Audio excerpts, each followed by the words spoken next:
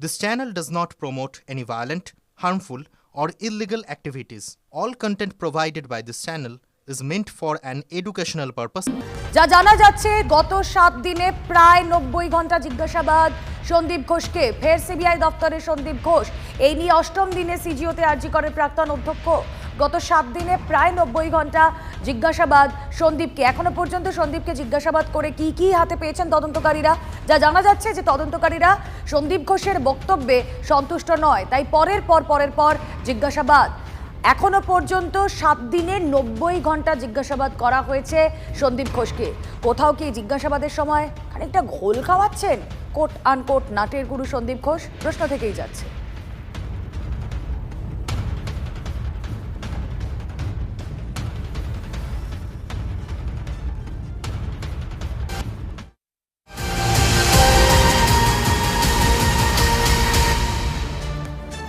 রাজ্যের সরকারি হাসপাতালগুলিতে এখনই কর্মবিরতি প্রত্যাহার নয়, সাফ জানালেন আন্দোলনকারী চিকিৎসক পড়ুয়ারা।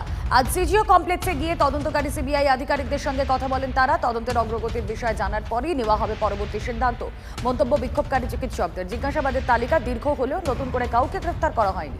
শুধুমাত্র সন্দীপ ঘোষই নন, সব অপরাধীদের খুঁজে বের করতে হবে। তদন্তের গতি প্রকৃতি ইতিবাচক না হওয়া পর্যন্ত জারি থাকবে কর্মবিরতি। হুঁশিয়ারি আন্দোলনকারী চিকিৎসক পড়ুয়াদের।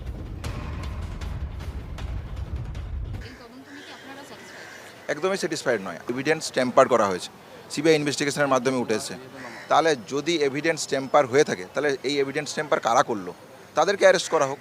তাহলে তদন্তের গতি প্রকৃতি, পুলিশি তদন্তের যে ব্যর্থতা, সেই ব্যর্থতার জন্য দায়ী কারা, এই সমগ্র বিষয়টা এখনও অবধি 9 থেকে আজকের দিন অবধি যে গতি প্রকৃতি হয়েছে, তাহলে আমাকে তো এই জায়গাটা জানতে হবে যে আমরা একটা ক্ল্যারিটি চাইছি। এদিকে সুপ্রিম কোর্টের নির্দেশ মতো আরজি করে নিরাপত্তার দায়িত্ব নিয়েছে সিআইএসএফ। সকাল থেকে হাসপাতাল চত্বর, মহিলা হস্টেলে মোতায়েন আধা সেনা। অব্যাহত রইল কর্মবিরতি। জুনিয়র ডাক্তারদের তরফে বলা হয়েছে যে তিলোত্তমা খুনের সিবিআই তদন্তের গতিপথ কতদূর এগিয়েছে সে বিষয়ে তারা সিবিআই অফিসারদের কাছ থেকে জানতে চান। তাই তারা তাদের একটি প্রতিনিধি দল আজকে সিজিও কমপ্লেক্সে সেখানে সিবিআই অফিসারদের সাথে দেখা করবেন।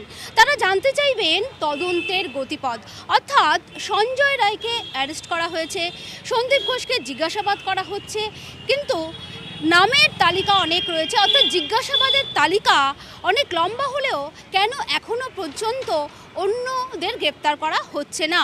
এই তদন্তের গতিপথ নিয়ে তারা কথা বলবেন সিবিআই অফিসারদের সঙ্গে। পাশাপাশি তাদের তরফ থেকে একটি প্রস্তাবও দেওয়া হবে সিবিআই অফিসারদের।